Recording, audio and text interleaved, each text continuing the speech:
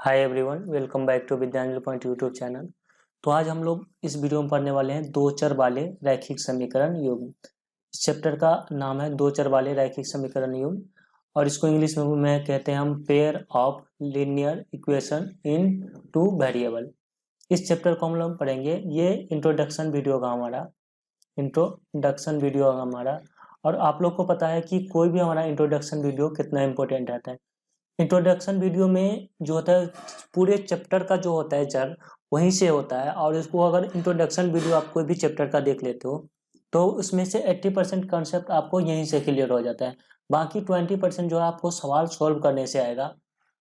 तो मैं आप लोग से रिक्वेस्ट यही करूंगा कि आप लोग को ये इंट्रोडक्शन वीडियो बिना स्किप किए इसको पूरे अंत तक देख लो, ठीक है।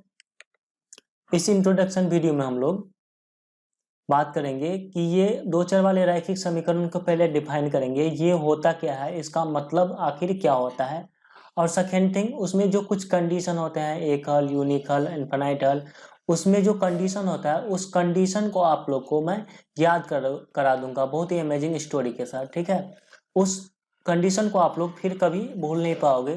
जैसा कि अगर आप मेरा रेगुलर व्यूअर होगे तो सभी को पता होगा कि मैं कोऑर्डिनेट ज्योमेट्री और हाइट एंड डिस्टेंस पूरी को टिप्स एंड ट्रिक्स से मात्र 30 सेकंड में सॉल्व कर दिया है। तो ये हमारा इंट्रोडक्शन वीडियो है, तो इसमें कुछ अलग मिलने वाली है जैसा कि पहले सभी वीडियो मिला है। तो चलिए वीडियो को शुरू करते हैं। और मैं बता दूं कि ये दो चर वाले रैखिक समीकरण में इसमें से जो इस चैप्टर का इंपॉर्टेंस ये है कि इसमें से ग्राफ आते हैं। बोर्ड एग्जाम में ग्राफ जो दो चर वाले रैखिक समीकरण के ही पार्ट है। और इसमें 2x - 5y = 6 plus 4x - 10y = 8, इस टाइप के जो सवाल आते हैं ये इसी में आते हैं। उसमें ऑब्जेक्टिव जो होते हैं बहुत सारे क्वेश्चन इसी से कैरी करते हैं। तो ये चैप्टर जो है बहुत इंपॉर्टेंट है। तो चलिए हम लोग शुरू करते हैं। देखो, इस चैप्टर को समझाने से पहले मैं आप लोगों ने पिछले वीडियो में पिछला चैप्टर जो पढ़ाया था वो बहुपद, इसके बारे में थोड़ा सा बात करना चाहूंगा। तो बहुपद में मैंने बताया था कि बहुपद 3 टाइप्स का होता है। बहुत ज्यादा बात नहीं करूंगा, थोड़ा सा बात करूंगा। एक होता है रैखिक बहुपद, एक होता है रैखिक बहुपद, एक होता है द्विघात बहुपद, एक होता है द्विघात बहुपद, एक होता है त्रिघात बहुपद। एक क्या होता है? त्रिघात। तो हम लोगों ने क्या देखा था रैखिक बहुपद में कि रैखिक बहुपद का जो स्टैंडर्ड फॉर्म होता था वो होता था ax + b। उसको मैं एग्जांपल से समझाऊं तो जैसे 2x - 4 = 0, तो ये होता है इसका रैखिक बहुपद। द्विघात बहुपद का होता है ax² + bx + c, और त्रिघात का होता है ax³ और bx² + cx + c, ठीक ना, cx और +d। ये होता है त्रिघात बहुपद, जहां a ≠ 0 ये फर्स्ट और सेकेंड के लिए अप्लाई होता था। तो ये रैखिक बहुपद जो है, रैखिक बहुपद जो है ये पहले होता था px बराबर, इस तरह ले, px बराबर 2x - 4, ठीक है। तो रैखिक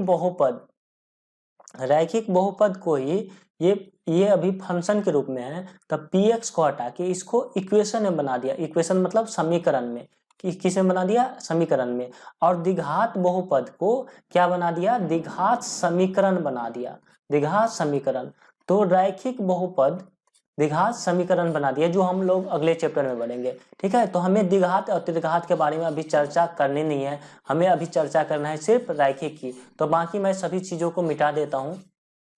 अब देखो, रैखिक बहुपद में क्या हमने सीखा था कि रैखिक बहुपद, इसका मैंने सीखा था स्टैंडर्ड फॉर्म जो होता है ax + b होता है, ठीक है। तो रैखिक बहुपद का स्टैंडर्ड फॉर्म ये होता है। एग्जांपल में आप समझो तो 2x - 4 या 5x + 6 = 0, तो ये हुआ रैखिक बहुपद।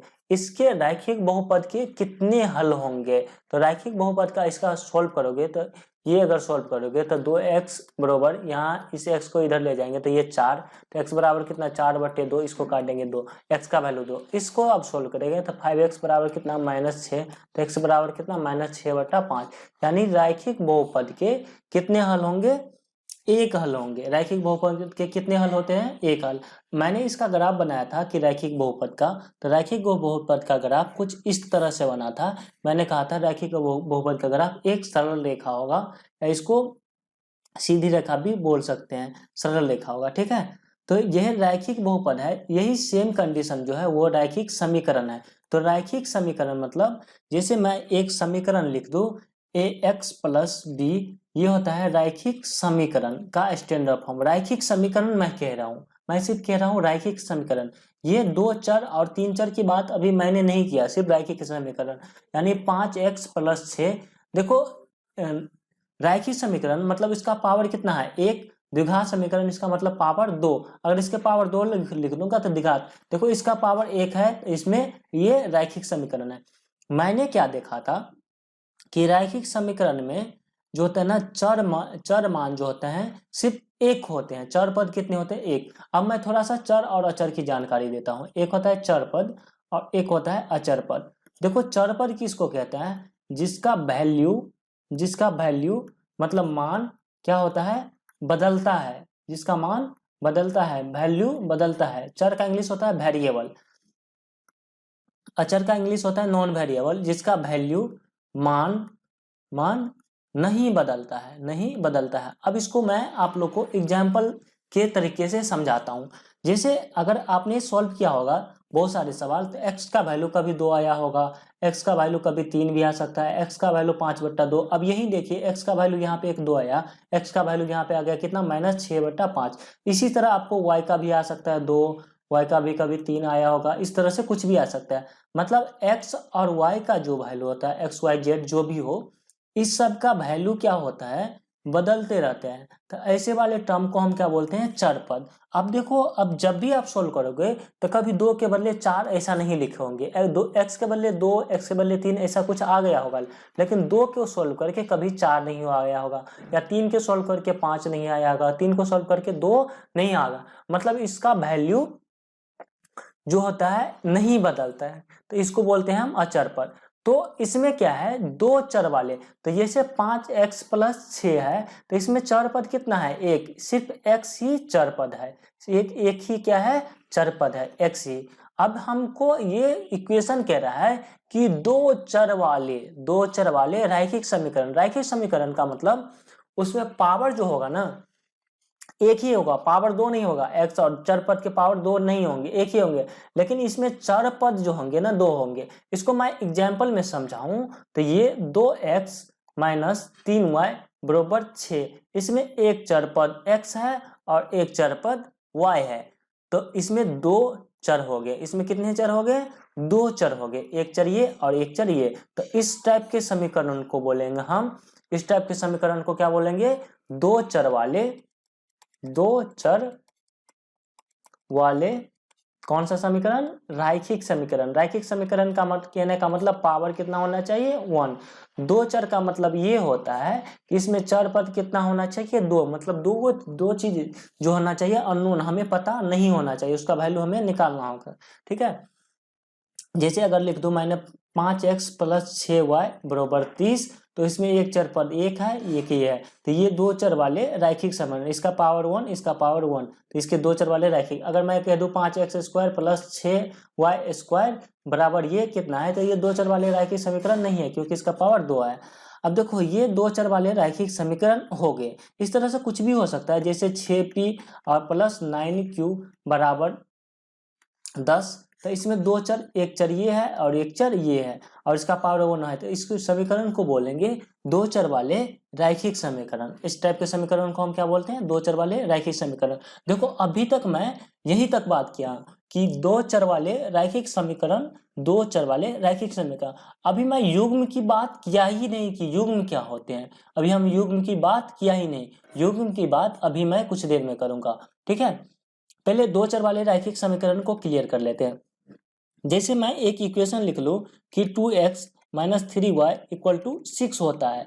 अगर इसको सॉल्व करेंगे तो 2x और इधर ले जाएंगे तो 6 और y को इधर ले जाएंगे तो ये हो जाएगा प्लस 3y, माइनस 3y था इधर प्लस, x के साथ 2 गुना में है तो इसके साथ कितने में आ जाएगा बट्टे में आ जाएगा, अपॉन में कितना हो जाएगा 2। तो इसको आप एक बॉक्स बनाओगे तो एक बॉक्स कुछ इस तरह से बनाओगे, यहाँ पे लिखेंगे, यहाँ पे, ठीक है। तो x y, अब इसमें हम y का मान 0 रख देते हैं, y का मान क्या रख देते हैं 0, तो y का मान 0 रखेंगे तो y की जगह 0 रख दो। 6 + 3 × 0/2, यानी इसको सॉल्व करेंगे तो 6 और 3 को 0 से गुना कर दो 0/2, यानी x का मान 6/2, यानी इसको सॉल्व करेंगे तो ये हो जाएगा x का वैल्यू कितना 3।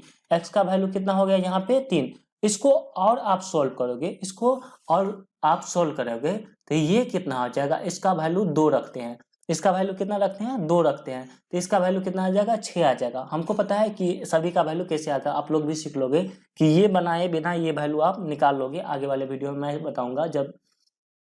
देखो इसमें ये इक्वेशन है, ये इक्वेशन ये इसको मैं यहाँ लिख देता हूँ, x बराबर कितना 6 + 3y और बट्टे कितना 2, इसमें y का वैल्यू 2 रख दो, तो x बराबर 6 और +3 × 2 और बट्टे कितना 2, तो x बराबर कितना हो जाएगा 6 और 3 दूना 6, तो 6 6 12/2, तो x का वैल्यू 3 दूना 6 6 12/2 मतलब 6। अगर हम 2 रखें तो ये कितना होगा 6 हो गया। अगर इसका वैल्यू मैं 4 रखूंगा तो ये 9 हो जाएगा, इसका वैल्यू मैं 6 रखूंगा तो ये 12 हो जाएगा। इसी तरह मैं इसका वैल्यू 8 रखूंगा तो ये 15 हो जाएगा। इसी तरह मैं इसका वैल्यू 10 रखूंगा तो ये कितना हो जाएगा 18 हो जाएगा। इस तरह से हम इसको बढ़ाते जाएंगे तो ये इन्फिनाइट तक बढ़ेगा। ये कितना तक बढ़ेगा इन्फिनाइट। आप कोई भी वैल्यू आप चेक कर सकते हो, ठीक है। देखो इसमें x बराबर ये इक्वेशन है 6 + 3y/2, इसमें y का वैल्यू आप कितना रख लो 4, इसमें y का वैल्यू कितना रख लो 4, तो ये 9 आ गया। देखो 6 + 3 × 4 और बट्टे में 2, तो 6 और 3 चौका 12 और बट्टे 2, 12 6 कितना 18 और बट्टे 2, इसको काट दोगे तो 2 9 18, यहाँ 4 रखने पे ये कितना आ गया ना। तो इसमें कोई भी वैल्यू आप टेस्ट कर सकते हो। ये मैंने कैसे लिखा, इसका एक अमेजिंग ट्रिक्स होता है जो मैं आगे वीडियो में बताऊंगा। ये इंट्रोडक्शन वीडियो है, इसको इंट्रोडक्शन में ही खत्म कर देंगे। तो इस तरह से इसके कितने वैल्यू आ जाएंगे, बहुत सारे इनफिनाइट तक। यानी इससे हमें एक बात पता चल गया कि दो चर वाले रैखिक समीकरण का, दो चर वाले रैखिक समीकरण का कितने हल होते हैं, हल कितने होते हैं अनगिनत हल होते हैं, अनगिनत हल होते हैं। इसको मैं सही से लिख दूं तो ये क्या हो जाएगा अनगिनत हल हो जाएंगे, अनगिनत हल होते हैं, ठीक ना। और इससे पहले मैंने क्या कहा था कि रैखिक समीकरण के कितने हल होंगे, एक हल होंगे। कितने हल होंगे, एक हल होंगे। और दो चर वाले रैखिक समीकरण का जो स्टैंडर्ड फॉर्म होता है ये होता है ax + by + c = 0। मतलब ये x और y, यहाँ मैं लिख देता हूँ x, जहाँ x और y कैसा पद है, अचर पद है, x और y अचर पद है। अगर इक्वेशन में लिख दो तो जैसे 2x - 3y और ये -6 था तो ये -6 = 0, तो ये इस 2x - 3y इस 6 को इधर ले जाओ तो ये हो जाएगा 6 प्लस में। तो ये जो है कैसा समीकरण, रैखिक समीकरण। इसके हल कितने होंगे, अनगिनत होंगे। और रैखिक समीकरण, रैखिक मतलब क्या, दो चर वाले नहीं, सिंगल चर वाले। जैसे 2x - 6 = 0, तो ये हुआ रैखिक समीकरण। इसके कितने हल होंगे, एक हल होंगे। अब मैं बात कर लेता हूँ जो आपका चैप्टर है। अब मैं आपका चैप्टर का पूरा नाम पढ़ूं तो दो चर वाले रैखिक समीकरण, इतना बात मैं समझा चुका हूं। अब बात कर लेते हैं युग्म की। ये युग्म क्या चीज है, ये युग्म क्या चीज है। देखो युग्म का जो, अगर मैं अपने भाषा में समझाऊं, अपने भाषा मतलब जो आप समझोगे, समझने की बात कहूं, तो युग्म का मतलब होता है जोड़ा। जोड़ा मतलब जो दो में हो, दो का जोड़ा आता है, ठीक ना। तो जोड़ा, इसका इंग्लिश होता है पेयर। इसका इंग्लिश क्या होता है, पेयर। तभी इसका नाम है पेयर ऑफ लीनियर मतलब रैखिक, इक्वेशन मतलब समीकरण, इन टू वेरिएबल, टू मतलब दो और वेरिएबल मतलब चर पर, ठीक ना। तो पेयर मतलब क्या होता है, जोड़ा। मतलब रैखिक, दो चर वाले रैखिक समीकरण तो रहेंगे ही, ये दो चर वाले रैखिक समीकरण ये रहेंगे, लेकिन कैसे रहेंगे, ये रहेंगे जोड़ा में। ये कैसा रहेंगे, जोड़ा में। तो दो चर वाले 2x - 3y + 6, ठीक है। और एक और समीकरण लिख दूं कि 5x - 6y बराबर कितना 30, ये दो चर वाले कैसा समीकरण है, रैखिक समीकरण है। ये दो चर वाले रैखिक समीकरण है।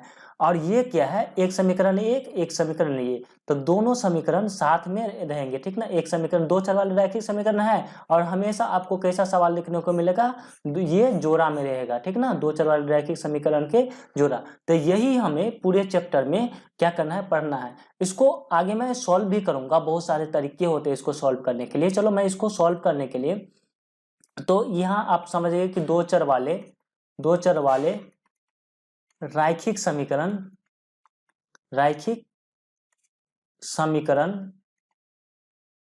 युग्म क्या होता है, इतना बात आप लोग क्लियर हो चुका है कि दो मतलब दो गो वैल्यू जिसका बदलेगा वैसा समीकरण होगा, और वो हमेशा क्या होगा, जोड़ा में होगा, ठीक है। चलो मैं इसको समझा देता हूं। देखो इसमें ये जो टर्म है ना, ये x के साथ जो लगता है, इसका स्टैंडर्ड फॉर्म क्या होता है, ax plus B Y plus कितना c। तो इसमें जो x के साथ लगता है उसको बोलते हैं a, तो ये हुआ a, और ये हुआ b, और ये हुआ c। b के y के साथ लगता है b, और कांस्टेंट टर्म को c। इसमें देखोगे तो ये होगा a, और ये होगा b, और ये होगा c। इसको आप a1 और इसको b1, इसको c2, a1 इसको a2 और इसको b2, इसको c2 भी कह सकते हैं। जैसे मैं एक समीकरण लिख दूं कि 7x प्लस 8y बराबर 9, और यहाँ पे लिख दूं 10x प्लस 11y बराबर कितना, 12। तो इसमें आप a1 की वैल्यू इसमें करोगे, a1 ये हो जाएगा a1, ये हो जाएगा a2, और ये हो जाएगा a1 की वैल्यू जो हो जाएगा 7 हो जाएगा, ठीक ना। और इसके नीचे वाले a2 हो जाएगा, तो a2 का वैल्यू 10 हो जाएगा। इसी तरह ये b1 हो जाएगा, ये b2 हो जाएगा। ये मैं क्यों समझा रहा हूँ, क्योंकि आगे जरूरत पड़ेगी। a1 के a के नीचे वाला a2 इसको a1 मान लेंगे, तो ये a1, ये a2, ये b1, ये b2, ये c1, और ये नीचे वाला c2। तो हम क्या पढ़ रहे हैं, मैंने क्या सीखा अभी कि रैखिक समीकरण के एक हल होंगे, रैखिक समीकरण के एक हल होंगे। दो चर वाले रैखिक समीकरण के कितने हल होंगे, अनगिनत हल होंगे। तो दो चर वाले रैखिक समीकरण युग्म जो रहेगा ना, उसके कितने हल होंगे, वही मैं आपको सिखाना चाहता हूँ, ठीक है। तो चलो इसके लिए मैं आपको लोग के अलग से नोट बनाया हूँ। यहाँ पे एक बार वीडियो को पॉज करके आप इसका स्क्रीनशॉट कर लीजिए, क्योंकि ये जो इतना आप समझ गए ना, तो आप इतना बात समझ गए तो आपने 80% सवाल जो है ना, 80% कंसेप्ट यहीं पे आपका खत्म हो जाता है। उसके बाद आगे कुछ है ही नहीं, ठीक है। तो मैंने यहाँ पे अलग अलग चीज को समझाया है। यहाँ पे लिखा है कंडीशन, यहाँ पे लिखा है हलों की संख्या, इसको बोल लिखे हैं युग्म का नाम, इसका लिखा है ग्राफ कैसे होगा, और ये ग्राफ ड्रॉ करके यहाँ पे बताया है। इसको आप स्क्रीनशॉट एक बार करके रख लो, या फिर वीडियो को पॉज करके लिख भी सकते हो। देखो कंडीशन कैसा है कि a1/a2 और not equal to b1/b2, a1/a2 और नॉट इक्वल टू b1/b2। जैसे मैं एक समीकरण लिखो, यहाँ पे लिखो कि 2x प्लस 3y बराबर 19, और यहाँ पे लिखो कि 3x प्लस 4y बराबर कितना, 26।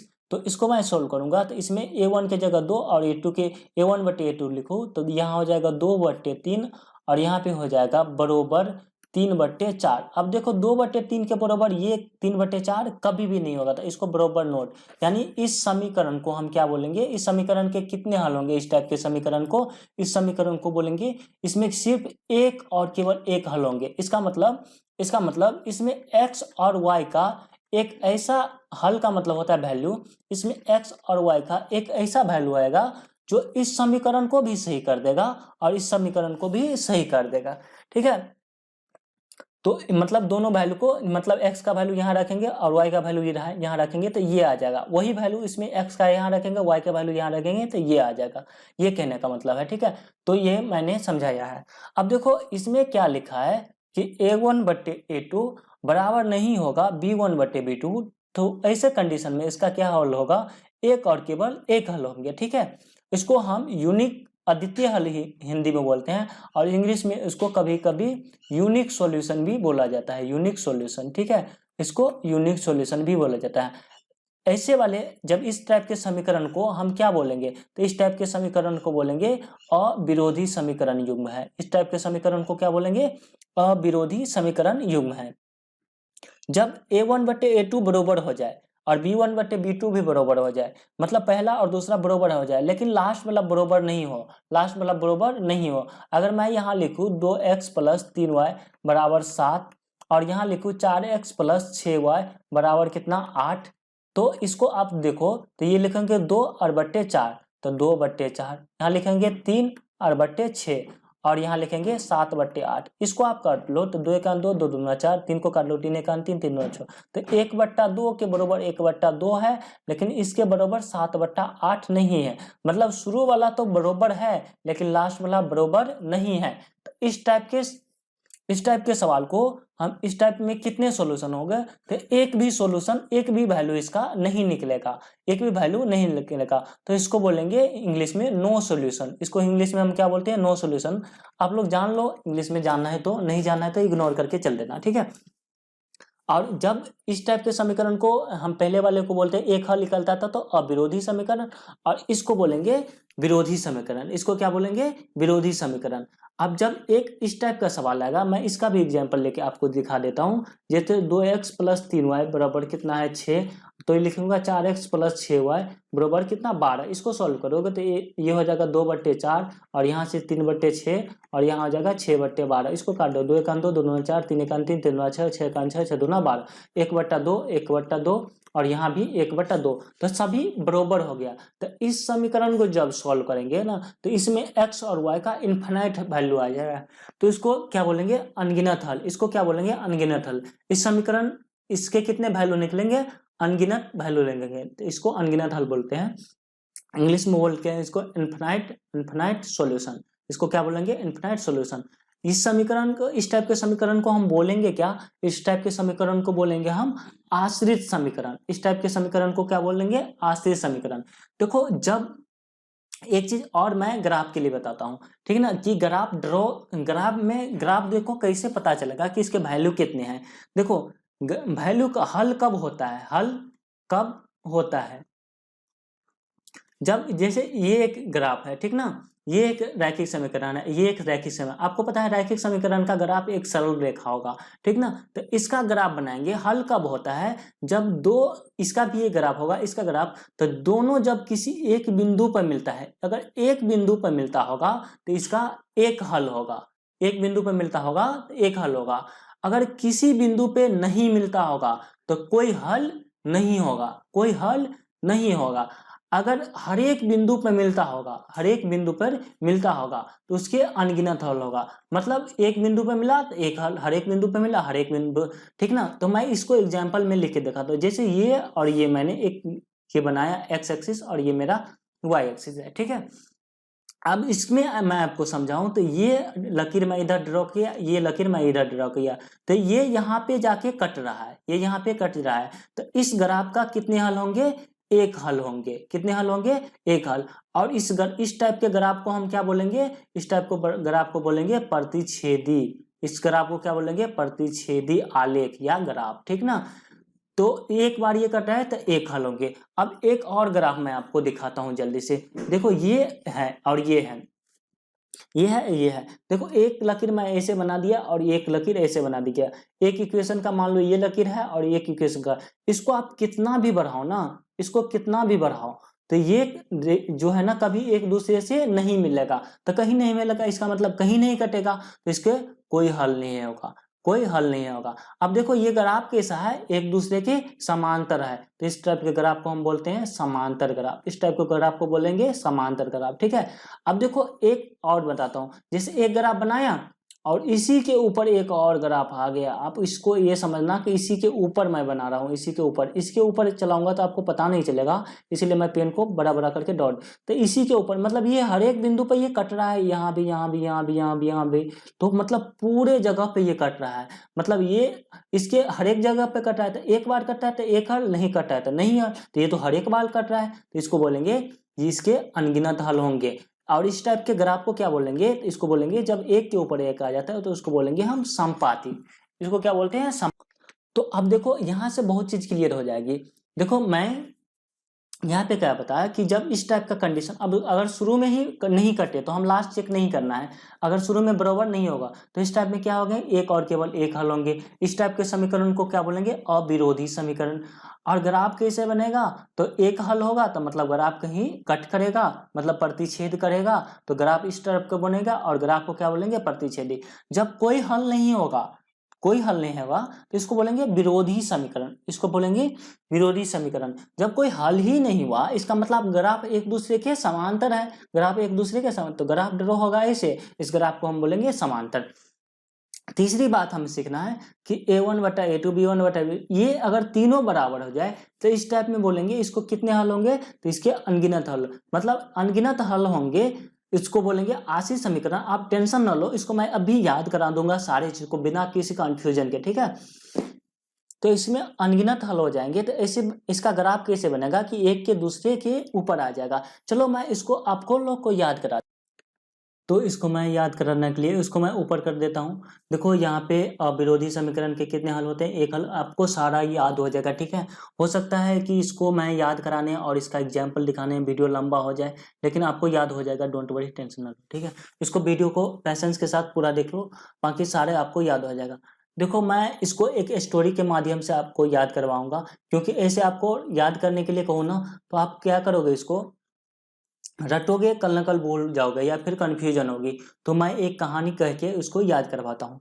तो ये कहानी है, जैसे आपके गांव में या फिर सभी के गांव में क्या होता है, कोई रोड बनते रहता है, रोड बनता हुआ, ठीक ना। तो रोड में क्या होता है, कोई ठेकेदार ठेकेदारी लेता है, ठीक है ना। तो ये ठेकेदार क्या करता है, रोड बनाता है। तो रोड बनाया A1/A2 और B1/B2, और क्या रोड बनाया, C1/C2। तो उसने रोड बनाया ना, तो रोड बहुत खराब बनाया था, उसने रोड बहुत खराब बनाया था। इस टाइप का रोड मतलब कितना खराब बनाया था वो आप सोच नहीं सकते हो। तो उस टाइप का रोड उसने बहुत खराब बनाया था।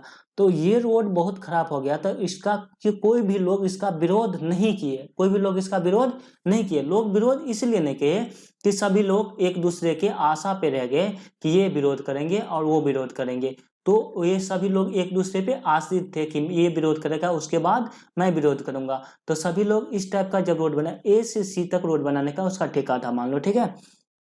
तो सभी लोग रोड बहुत खराब बना रहा था और उसने ए से सी तक बना लिया, कोई भी विरोध नहीं किया, क्योंकि सभी लोग एक दूसरे पे आश्रित थे।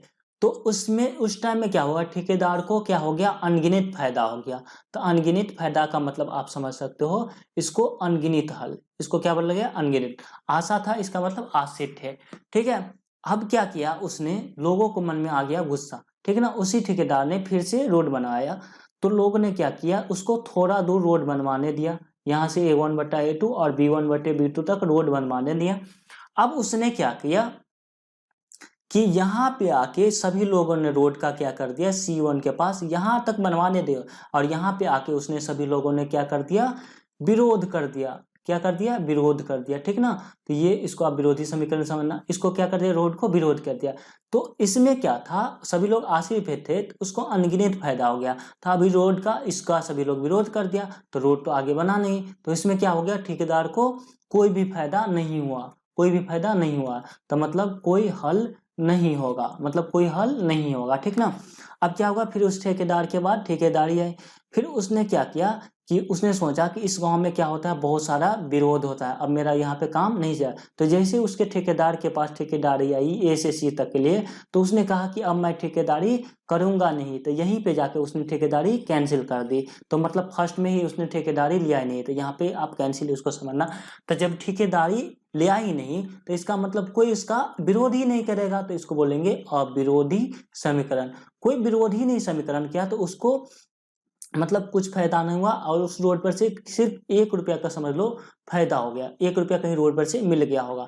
तो इसको समझेंगे एक और केवल, जैसे रोड पे कभी आपको रुपया मिला होगा ना, तो एक और केवल एक हल, एक और केवल एक हल, ठीक ना। तो इस टाइप से आपको याद, एक और केवल एक हल, ठीक है। तो इस टाइप से आपको ये याद हो जाएगा। अब देखो अनगिनत हल होंगे, तो अनगिनत हल होंगे, इसका मतलब अनगिनत हल कब होंगे, जब ग्राफ एक दूसरे के ऊपर हो जाएगा तो इसका ग्राफ कुछ ऐसा होगा। मतलब ग्राफ हल कब होता है, जब ग्राफ के ऊपर ग्राफ हो जाएगा।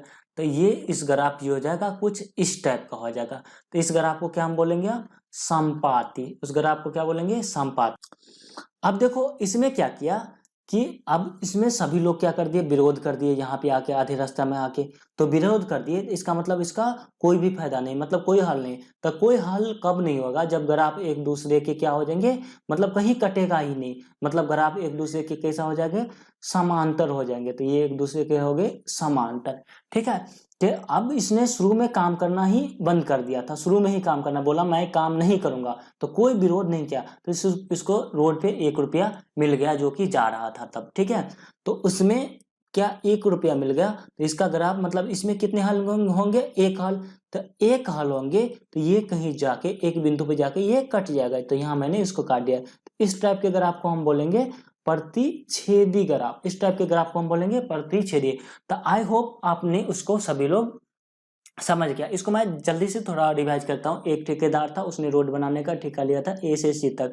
उसने सभी शुरू से बहुत खराब रोड बनाए हैं ए से सी तक, और पूरे रोड बना लिया। तो उसको अनगिनत फायदा हो गया, लोग इसका विरोध नहीं किया क्योंकि सब एक दूसरे पे आश्रित थे।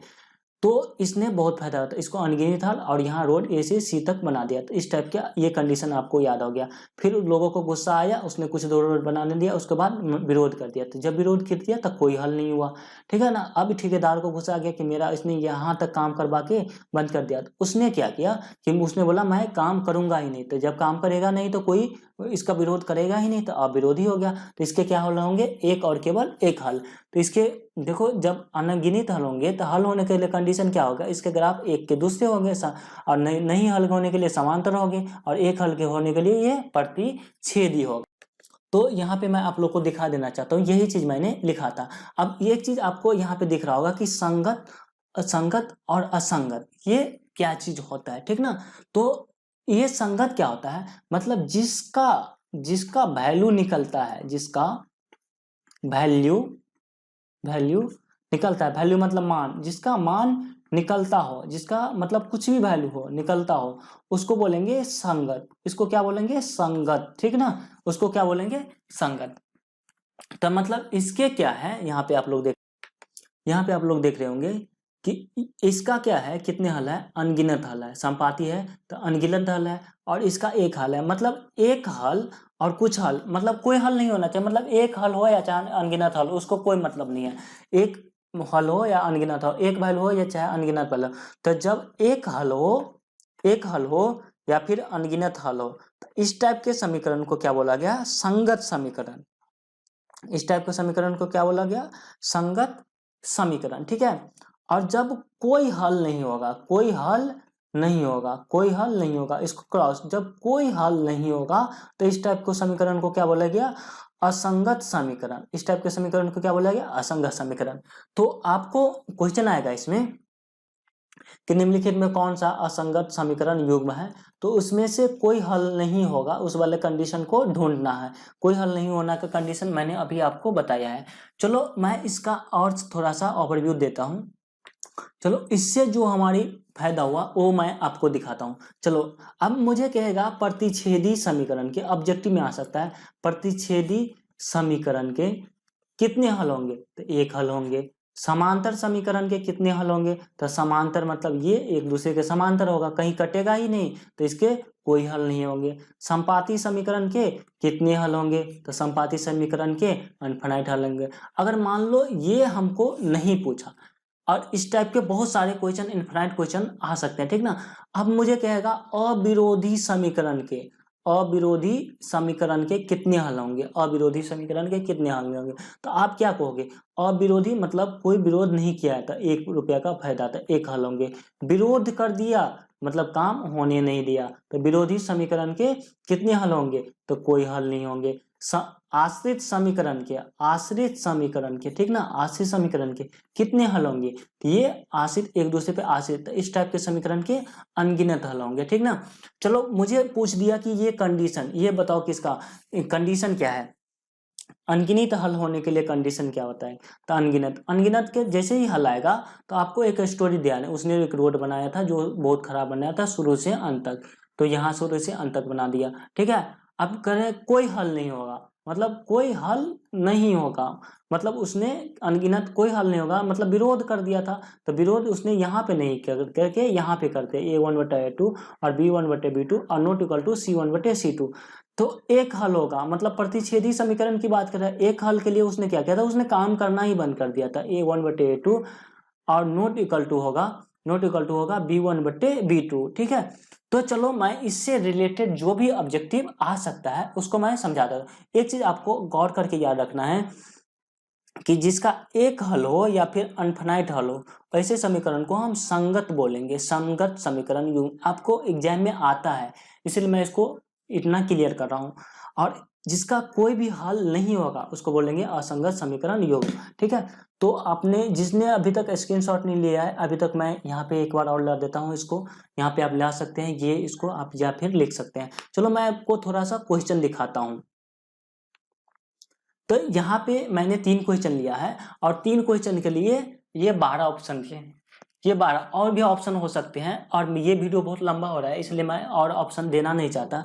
जैसे ये समीकरण है, इसमें अगर ये ऑप्शन दिया है, ये समीकरण योग के इसमें से कौन होगा, एक हल होंगे, एक और केवल एक हल होगा, कोई हल नहीं है, अनगिनत हल होगा, इनमें से कोई नहीं। तो अगर ये समीकरण हमको दिया है तो इसको हम कंपेयर करेंगे, तो लिखेंगे इसको कंपेयर करेंगे तो दो यही कंपेयर करेंगे ना, a1/a2। तो ये आपको लिखना नहीं है, ठीक है, यहाँ सीधे लिखना है 2/3 और 2 और बट्टे में 3, और ये कितना है -3, तो -3 y के सामने में कुछ नहीं है तो 1, ये एक दूसरे के बरोबर नहीं है, तो लिखेंगे a1/a2 बरोबर नहीं हुआ है b1/b2। तो ऐसे समीकरण के कितने हल होते हैं, एक और केवल एक हल होंगे। तो इसके अनुसार से इसका आंसर ये हो जाएगा, इस वाले समीकरण के लिए एक और केवल एक हल हो जाएंगे। यही ये ऑप्शन दिया था। ऐसे समीकरण को हम बोलते क्या है, ऐसे समीकरण को हम बोलते हैं क्या है, तो जब एक हल होता है तो कोई विरोध नहीं करता है, तो इसको बोलते हैं अविरोधी समीकरण। तो इस अगर ये ऑप्शन में रहता तो इसको अविरोधी समीकरण टिक कर देते। अगर इसी में ये ऑप्शन रहता है कि ये जो समीकरण है इसका ग्राफ कैसा बनेगा, प्रतिच्छेदी बनेगा, समांतर बनेगा, जब एक हल होता है तो ग्राफ कैसा बनता है, प्रतिच्छेदी बनता है। ठीक है, देखो अब ये क्वेश्चन दिया है, मान लो ये क्वेश्चन हमको दिया होता है, तो इसको हम लिखेंगे 3/6 और -2/4, और इसको लिखेंगे 1/2। इसको सॉल्व करेंगे तो 3 1 3, 3 दूना 6 और 2 1 2, 2 दूना -4 है, 2 दूना 4, 1/2, ये माइनस है माइनस का 1/2 बराबर 1/2 बराबर 1/2। तो इसको लिखेंगे a1/a2 बराबर b1/b2 और लिखेंगे c1/c2। तो इस टाइप के समीकरण में आप देखो यहाँ पे तीनों चीज बराबर हो गया। अगर ये हमें ये 4 ऑप्शन मेरे होता कि इसके एक हल होंगे, कोई हल नहीं होंगे, अनगिनत हल होंगे, तो इसमें सब कुछ तीनों बराबर हो गया, मतलब उसने पूरा काम कर लिया, मतलब अनगिनत हल होंगे। कितने हल होंगे, अनगिनत हल होंगे। ठीक है, तो इसके हिसाब से इसका आंसर हो जाएगा अनगिनत हल होंगे। अगर ये पूछेगा, ये हम कर देगा इस टाइप के समीकरण को हम बोलते क्या है, तो इस टाइप के समीकरण को हम बोलते हैं हम आश्रित समीकरण। अगर ये देता कि आश्रित ये जो इक्वेशन है इसका ग्राफ कैसा बनेगा, तो आश्रित समीकरण के ग्राफ संपातित है, इसका आंसर ये हो जाएगा। अब चलो मैं एक लास्ट इसको भी दिखाता हूं, तो लिखेंगे x के आगे में कुछ नहीं तो 1/2 और 2/4 और लिखेंगे 5/7। इसको सोल्व करेंगे तो 2 1 2 और 2 दूना 4, 1/2 बराबर 1/2 बराबर नहीं होगा किसके, 5/7 के।